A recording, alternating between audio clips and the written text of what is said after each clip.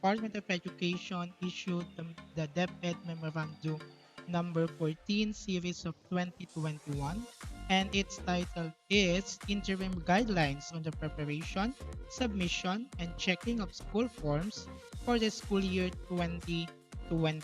So ito na yung ating sagot sa mga tanong: paano ang attendance ng mga bata, paano magre-reading ng forms kayong ah, medyo malala pa ang COVID-19. So DepEd issued the DepEd Memorandum number 14 series of 2021.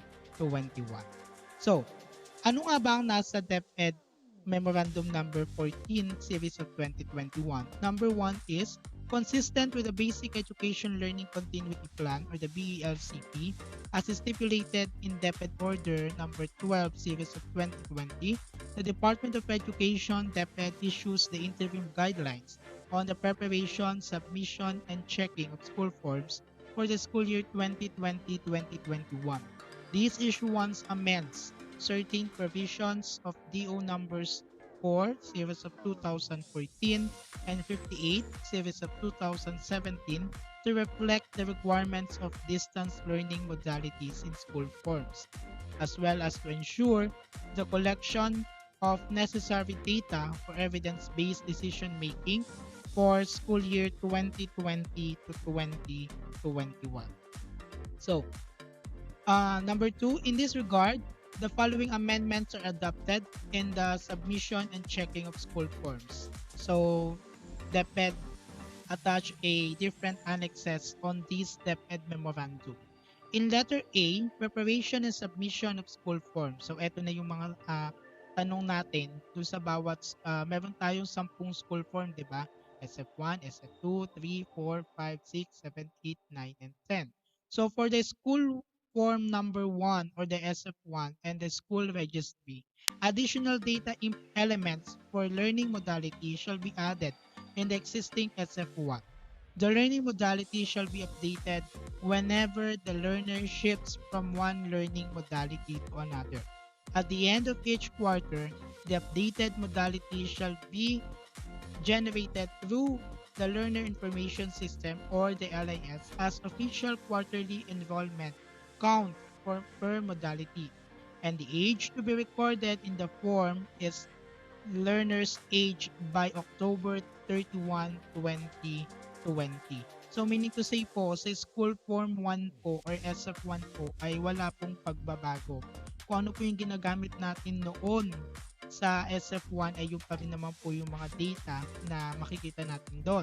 Yun nga lang po, DepEd is nagdagdag po ng isang column na kung saan kailangan natin ilagay kung ano ang learning modality ng mga bata. Example po, kung ito ba ay blended learning, online learning lang po ba, or ito ba ay module lang, or kung ano-ano pa po. So alam na po natin kung ano yung mga different types of learning modality. So yun po yung sa ating school form number 1. For the SF2 or the daily attendance, given the temporary suspension of face-to-face learning and with the implementation of different learning modalities, teachers or advisors may choose an applicable learning attendance conversion tool or LAC attached herewith as Annex 2 that can be considered in checking the learner's attendance.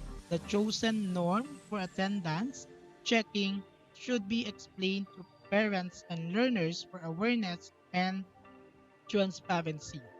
The SF2 that are already prepared by teachers for the first 2 quarters should be adapted without any further modification. Hence, the adoption of the LAC is only applicable and should only be used for the 3rd and 4th quarters of school year 2020-2021. So kung kanina po sa school form 1 or SF1 natin ay wala naman po naging pagbabago. Pero dito po sa ating SF2 ay malaki ang naging pagbabago kumpara doon sa ating ginagamit ng mga nakaraan. As they stated, teachers and advisors may choose an applicable learning attendance conversion tool na makikita po natin as we go further with this presentation that can be considered in checking the learner's attendance. And also, the chosen norm, ito po yung lagi po natin tatandaan. Note, The chosen norm of attendance checking should be explained to parents or learners for awareness and transparency. And also, the SF2 that are already prepared by teachers for the first 2 quarters should be adopted without any further modification. Hence, the adoption of the LAC is only applicable and should only be used for the third and fourth quarters of school year 2020-2021. So meaning to say po, kung meron na po tayong na-modify on how to check the attendance of the learners or the students, ay hindi na po natin yung babaguhin. Kasi po itong DepEd Memorandum Number 14 Series of 2021 ay applicable lang po in terms of attendance or daily attendance is ito lang pong third and fourth quarter. So, School Form 2, a learner can only be considered a dropout or no longer participating in learning activities if he or she and his or her incurs an absence of more than 20% of the prescribed number of class or laboratory periods during the school year or semester per DepEd Order Number 8 Series of 2015.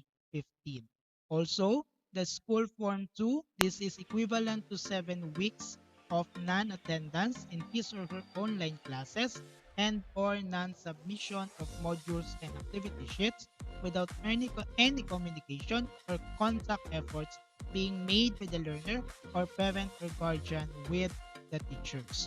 And then also, please take note for the School Form Number 2, note that contact or communication efforts may vary depending on the distance learning modality and may include but are not limited to electronic or digital communication, using of designated drop or pick up kiosks or middleman for printed modules, phone calls, text messaging, handheld CB radio, letter correspondence or attending classes or meetings and or physical interactions between parent or guardian and advisor within the parameters of the existing local and national health safety protocols of IATF for COVID-19.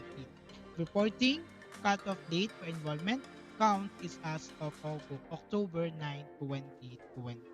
So, ito yung sinasabi po kanina na the DepEd Memorandum attached po ng iba't ibang mga annex in terms of learner attendance conversion tools or the LACs. LAC 1 is, the description for LAC 1 is converting presence in online class as daily class attendance for online classes with daily checking of attendance using whatever electronic or digital platform or applications. How to record?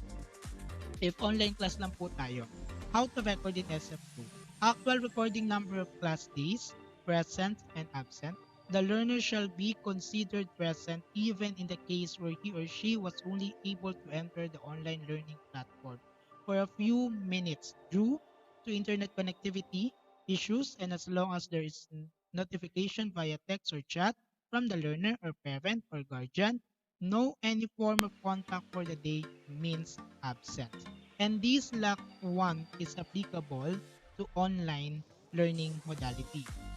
So kung online lang po yung inadapt ng school or ng division, ay ito pong LAC 1 ang applicable. And then the next one, the LAC 2, so ito na po yung medyo magulo po. For LAC 2, the description for it is converting communication efforts with learners and or parents into class day attendance as programmed in a weekly home learning plan. The frequency of contact or communication with the parent or guardian or even with the learner in whatever approach can be converted into class day attendance. Note that contact or communication efforts may vary depending on the distance learning modality and may include but not limited to electronic or digital communication using of designated drop or pickup kiosks or middleman for printed modules, phone calls, text messaging, handheld CB radio, letter correspondence of attending. How to record? Assign class day equivalency for each contact effort for getting the total number of contact efforts over the allotted class days per week or per month. To illustrate, in a week, schedule of 6 class days kasi po para po kay DepEd talaga 6 days po talaga pumapasok si bata. But then yung Saturday po is parang modular na lang po nila yon. And then the equivalent class days for distribution is 3 and another 3 days for retrieval. This is to complete the 6th class day per week stipulated in DepEd Order 30 series of 2020. Therefore, the weekly schedule for both distribution and retrieval of modules may be counted as two contact efforts. And this is applicable all distance learning modalities. To show with, okay, so ito na nga po, di ba? To illustrate in a week schedule of 6 class days in a modular learning approach, the equivalent class days for distribution is 3 and another 3 days for retrieval. This is to complete the 6 class day first stipulated. So, this is how to compute. So, attendance checking, kung tayo po ay weekly. So, number of contact efforts. 1 contact effort for distribution is equivalent to 3 class days. 1 contact effort for retrieval is equivalent to 3 class days.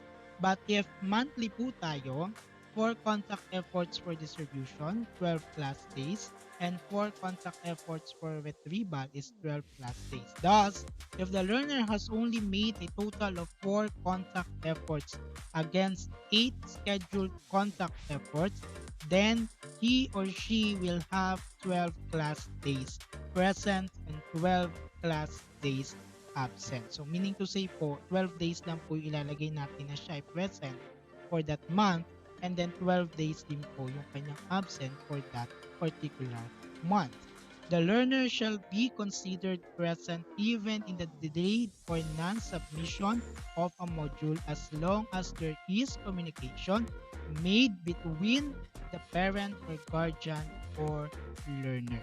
And this as LAC2 is applicable in all distance learning modalities. So even po late na po nagpasa si bata or naibigay ni parents sa ating po mga advisor or mga subject teachers po, basta po nagpasa siya na kumpleto po, 24 class days po siyang present. Wala po siyang magiging absent. For the LAC3, for the third suggested conversion tool for the SF2 is converting the submission of outputs or modules of learners into class day attendance. The total number of submitted outputs or modules regardless of score can be converted into class day attendance. How to record? Assign class day equivalency for the percentage of module or output submission by getting the number of outputs or modules submitted over the required outputs or modules for the week and multiplied by the complete weekly attendance constant. So, paano po to? So, pakita po natin dito. And this LAC3 is applicable for printed modular or digital modular. So, paano nga po bang computation ito? To illustrate, the week schedule of 6 class days in a modular learning approach is the complete attendance. So, 100% po siya. So, wala po siyang pasok. So, absent. The number of submitted modules and number of required modules for the week may vary. Example, weekly checking po. Kung number of submitted modules, 6. So, 6 lang po yung pinasa niya sa isang linggo. Then, ang required po na ipasa ni bata or ibigay ni parents po ay 9 modules. Then, complete days of attendance is 6 days. Constant po yan. Complete days of attendance. Constant po. Then, submitted modules po, yung kung ilan lang yung module na nasubmit po ng parent in the time of retrieval.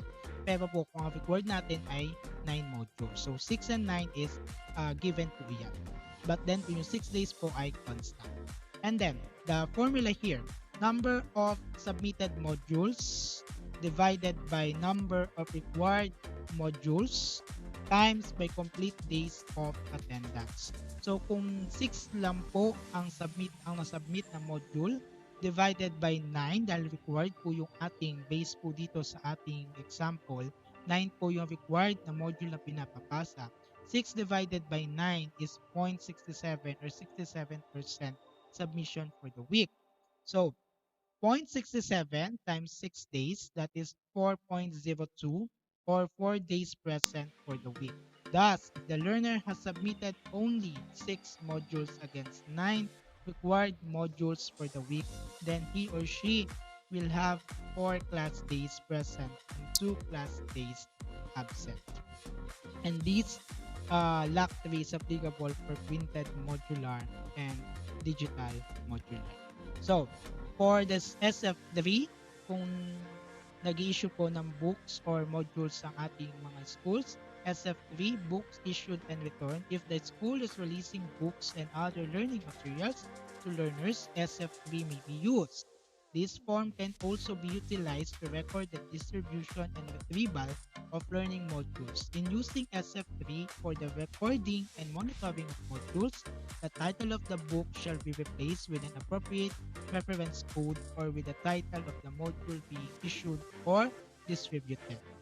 For the SF4 monthly report of learner movement and attendance, this form is consolidated report of School Form 2.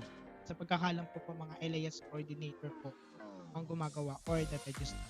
The adjustments are as follow. Instead of a monthly submission to the district or division office, school form shall only be submitted quarterly. Replacing the column for dropout with no longer participating in learning activities, NLPA is a status of learners whose parent or guardian or even the learner has failed to communicate or has not made any efforts to contact the class advisor for at least 7 consecutive weeks. This status is also appropriate for learners who have expressed desire to stop participation in any learning activity.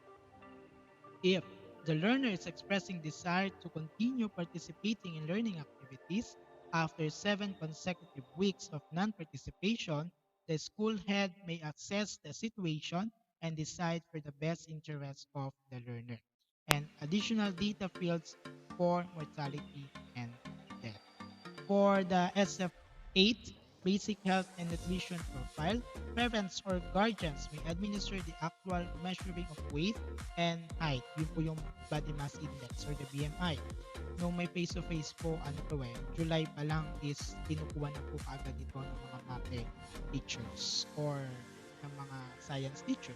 And submit a reading result to the class advisor. For parents or guardians who have limited resources or ability to make the actual measurement, they may seek the assistance of a barangay health worker, other health professionals. The reading result may be reported to the class advisor for encoding in LIS. Updating of SF8 through the LIS facility is highly encouraged for elementary grade levels but not mandatory except for the learner recipients of any program promoting health and nutrition. Junior high school and senior high school are not required to accomplish SF8 and update BMI in LIS. For the School Form 9, ito po yung Progress Report Card. Ito yung card kung tawagin dati. Instruction and guidelines related to assessment and computation of grades are available in DO number 31, series of 2020. The following may also be considered in the preparation of SF9. Letter A, indicate at the bottom part of each column the learning modality being adopted in each quarter. Please refer to the sample illustration in Annex 1. Letter B, the character traits and core values portions of SF9 are not required to be accomplished. And then, ito po yung recommended na maging itsura ng bagong card natin sa public school. So, wala pong nagbago sa taas. Diyan po yung mga subjects. Ito po yung mga quarter, first quarter, second, third, and fourth. Then, final grade po. Then, remarks. Ito yung mga pass. Then, general average po. Then, ang dinagdag po nila dito ay yung nasa baba na learning modality. Kung ano po yung inadapt ni bata na learning modality, yung first quarter, second, third, and fourth, ilalagay po dito. Blended po ba? Online, modular, o kaya po TV-based video, yung po ba yung adapted ni bata or ng school or ng division. So, eto po siya. And then, For the SF10, ito po yung tinatawag natin yung Forman 37 noon. SF10 shall be prepared at the end of the school year. The department shall also issue further instructions in accomplishing the said form. Nevertheless, for grades 5 and 6 who are still using Forman 37, instructions for SF9, character traits, and core values shall be applied. And then, checking of school forms to minimize the physical contact between individuals and thereby to reduce the possibility of COVID-19 transmission. The process of checking of forms shall be simplified. The division level checking of school forms, which is being conducted by the Division Checking Committee or the DCC, as stipulated in Section 5, paragraphs A1, B2, and C2 of DepEd Order 11, Series of 2018, is hereby suspended. The annual checking of school forms shall only be done at the school level by the School Checking Committee. So sabi nga po sa DepEd Memorandum number 14 series of 2021 ay the annual checking of school forms shall only be done at the school level by the School Checking Committee. The school level checking may be conducted through online and or on-site provided that health and safety protocols are being observed. So po pwede po siyang Zoom, Google Meet, Microsoft Teams, kung ano-ano pa pong mga video call na po pwede nating ma-adapt. The result of the checking of forms initiated by the School Checking Committee is deemed final and can be used by the school to complete its submission in LIS. And then, the last part, the department shall issue further instructions in accomplishing School Form 5 or the SF5 or the Report on Promotion and Level of Proficiency and School Form 6 or the SF6 Summarized Report on Promotion and Level of Proficiency at the end of the school year. The adjustments made which will be posted in and can be accessed through the Learner Information System or the LIS shall be incorporated in the school forms for school year 2020-2021 in all public and private schools as well as state and local colleges and universities offering basic education. The regional or schools division offices and even schools are highly discouraged to introduce localized forms that only duplicate data in these nationally issued forms. The last part, this memorandum shall only be applicable for school year 2020 to 2021 unless otherwise extended. And dyan po nagtatapos ang aking presentation para po sa DepEd Memorandum number 14 series of 2021. The title of it, Interim Guidelines on the Preparation, Submission, and Checking of School Forms for the School Year 2020-2021. And it was issued by March 26, 2021 by the Department of Education. The whole or the PDF file of this memorandum, you can download it on the deped.gov.ph. And thank you for sa inyong lahat.